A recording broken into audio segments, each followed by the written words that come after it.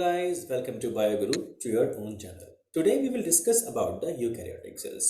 So cells having true nucleus, well-defined nucleus are called eukaryotic cells.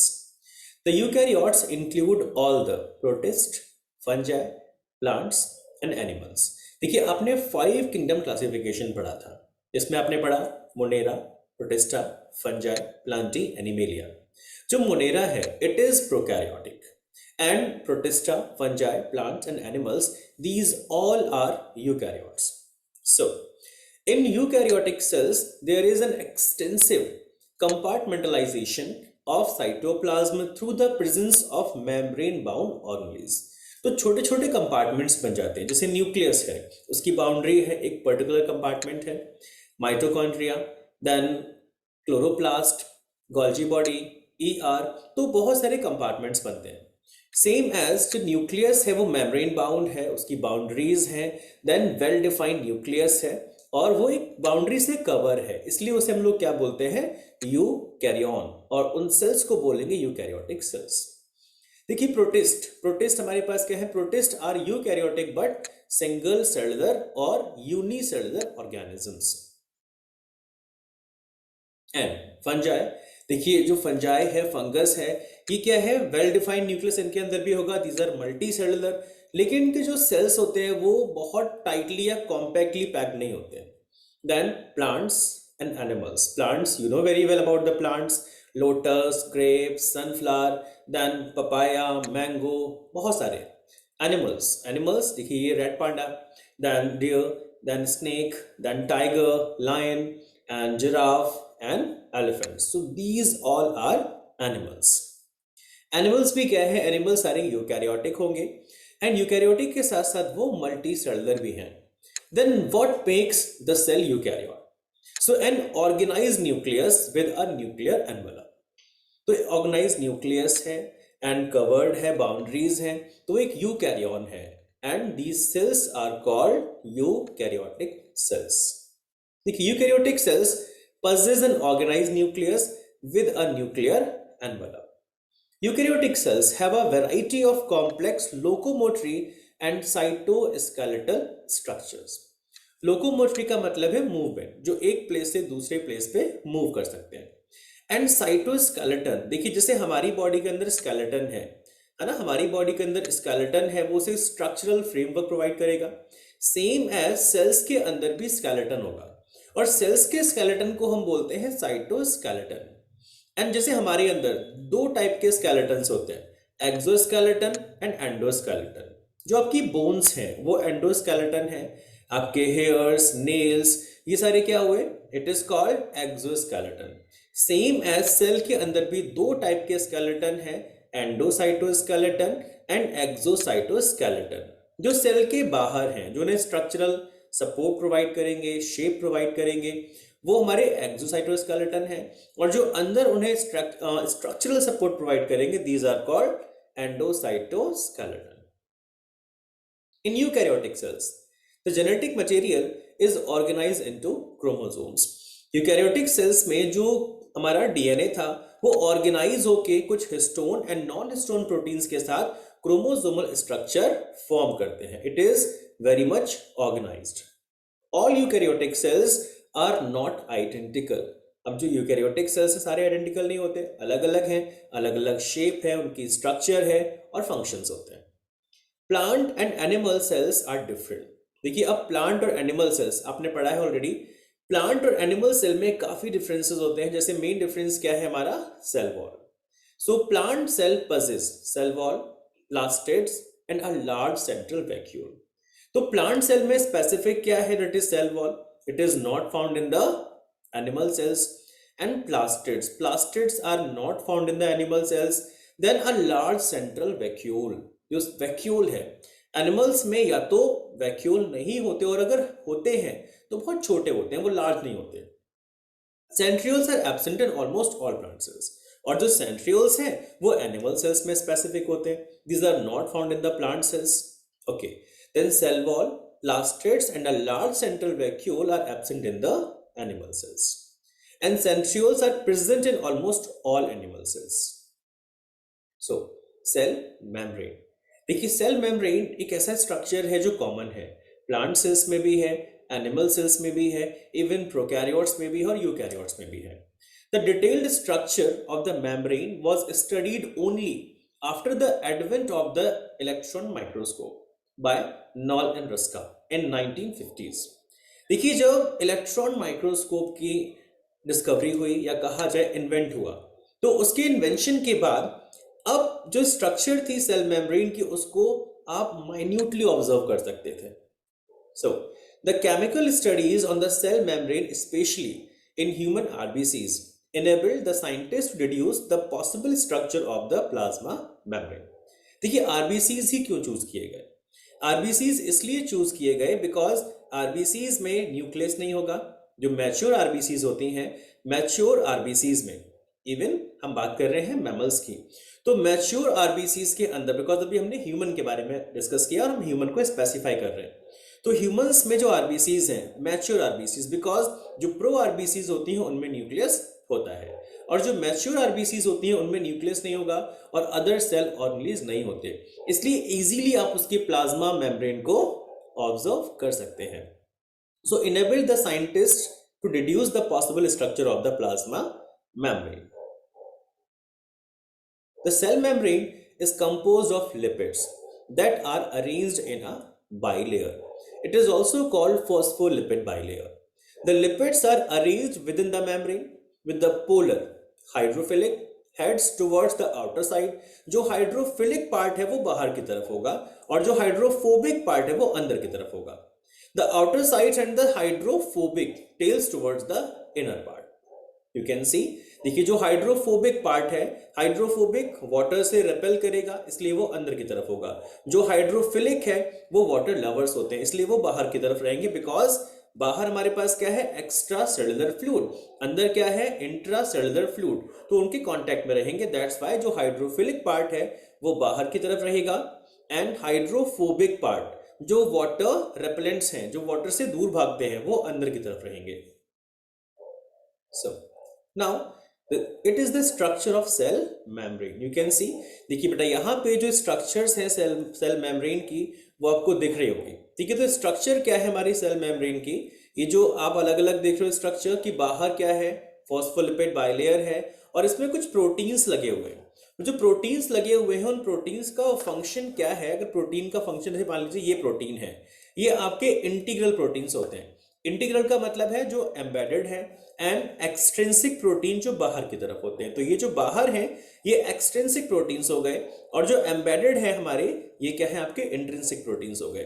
ये proteins channels form करते हैं जिन channels के थ्रू मूवमेंट होता है मॉलिक्यूल्स का, प्रोटीन्स का, आयंस का, जो outside to inside and inside to outside movement के लिए रिस्पॉन्सिबल होते हैं.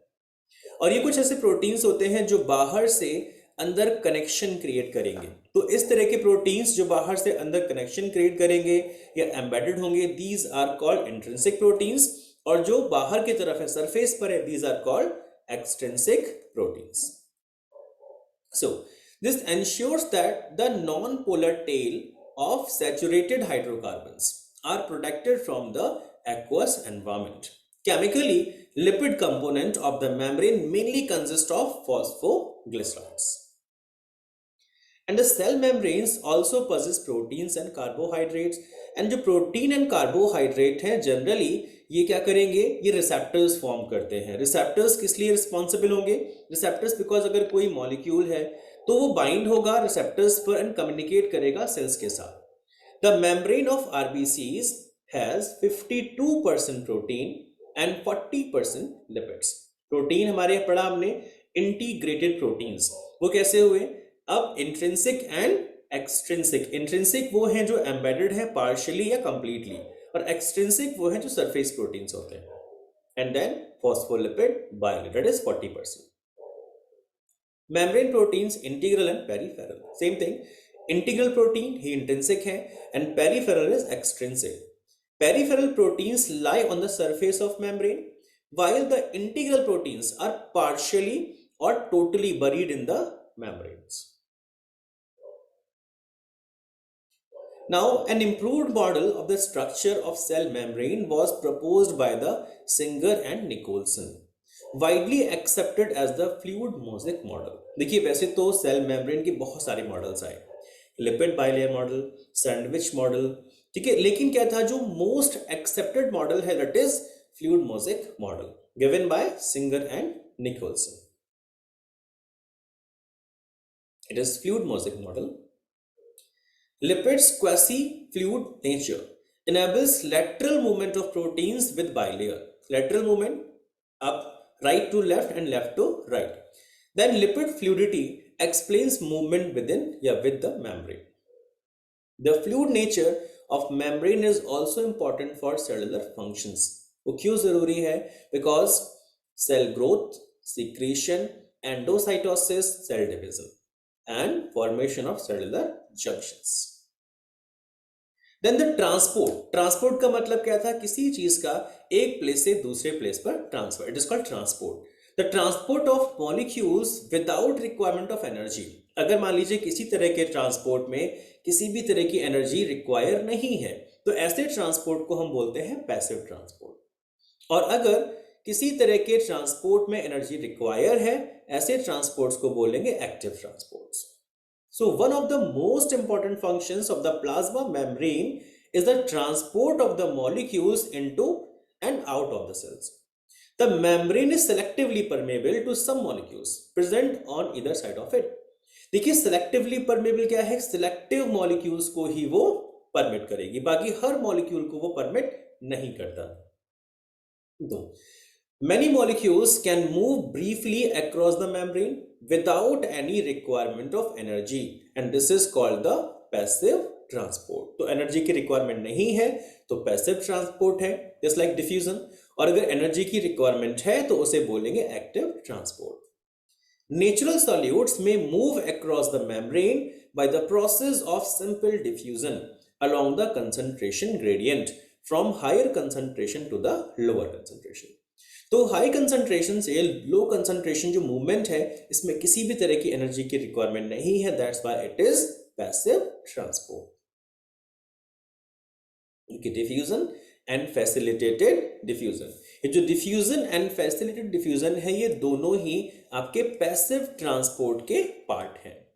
डिफ्यूजन में किसी भी तरह की प्रोटीन की रिक्वायरमेंट यहाँ पे नहीं थी, लेकिन जो फैसिलिटेटेड डिफ्यूजन है यहाँ पे आपको कुछ प्रोटीन्स की रिक्वायरमेंट होती है। Is this clear? तो डिफ्यूजन सिंपल डिफ्यूजन है तो यहाँ किसी भी तरह के प्रोटीन की रिक्वायरमेंट नहीं होती है और यहाँ ट्रांसपोर्ट प्रोटीन्स होते हैं। ये प्रोटीन्स होते हैं ट्रांसपोर्टेंस, ठीक है। और ये प्रोटीन क्या है? पोरिन। पोरिन प्रोटीन्स होते हैं जिसके थ्रू चीजों का एक्सचेंज होगा। Then what is osmosis? अब देखिए डिफ्यूजन और ऑस्मोसिस में डिफरेंस थोड़ा सा है। So movement of water by diffusion across the membrane is called osmosis. अगर बीच में कोई मेम्ब्रेन है, सेमी परमेबल मेम्ब्रेन है, it is called osmosis. If there is no membrane it is called diffusion. The polar molecules required a carrier protein of the membrane to facilitate their transport across the membrane। जो अभी हमने पीछे discuss किया कि जिन porin proteins की बात कर रहे थे हम उनको कैरियर प्रोटीन्स भी कहते हैं। तो कैरियर प्रोटीन्स रिक्वायर होते हैं किस चीज के लिए? हमारे फैसिलिटेटेड ट्रांसपोर्ट के लिए। Some ions are transported across the membrane through its carrier proteins against their concentration gradient from lower to the higher concentration। अब देखिए अगेंस्ट द कंसंट्रेशन ग्रेडियंट कि लोअर कंसंट्रेशन से हायर कंसंट्रेशन, अगर हमें opposite work करना है then we require energy. तो ATP is utilized in the active transport. तो अगर हमें अपोजिट वर्क करना है तो एनर्जी रिक्वायर होगी और एनर्जी अगर रिक्वायर है it means it is called active transport. Such a transport is an energy dependent process in which ATP, adenosine triphosphate, is utilized and is called active transport। देखिए active transport है because we require energy for the transportation but it is against the concentration gradient. देखिए तो passive transport आपके दो थे, diffusion and facilitated diffusion. Diffusion में किसी भी तरह के प्रोटीन की रिक्वायरमेंट नहीं थी बट फैसिलिटेटेड डिफ्यूजन में आपको कैरियर प्रोटीन्स की रिक्वायरमेंट होती है। And second is active transport जहां एटीपी रिक्वायर्ड था। Now some MCQs. Every living cell has food vacuoles, chloroplast, cell membrane और cell wall। Yes, it is cell membrane. That's good. The size of a typical eukaryotic cell is about 20 micrometer to 30 micrometer, 10 micrometer to 20 micrometer, 5 micrometer to 10 micrometer, or 10 micrometer to 15 micrometer. It is 10 micrometer to 20 micrometer. Widely accepted model of plasma membrane किसने दिया था? Singer and Nicolson ने. कौन सा model है? Trilamellar model, clover leaf model, sandwich model और fluid mosaic model. Yes, absolutely right, it is fluid mosaic model. Fluid mosaic model of plasma membrane was proposed by, इसका answer तो बता दिया हमने आपको, Robertson, Davson, Singer and Nicolson and Singer and Robertson. Face पे smile है. या it is Singer and Nicholson. Then according to fluid mosaic model, the cell membrane is a solid layer, liquid layer, fluid layer with solid particles or semi-solid layer. Yeah, fluid layer with solid particles. Thank you. अगर आपको video अच्छा लगा हो, subscribe कीजिए, like कीजिए, comment कीजिए. Thank you.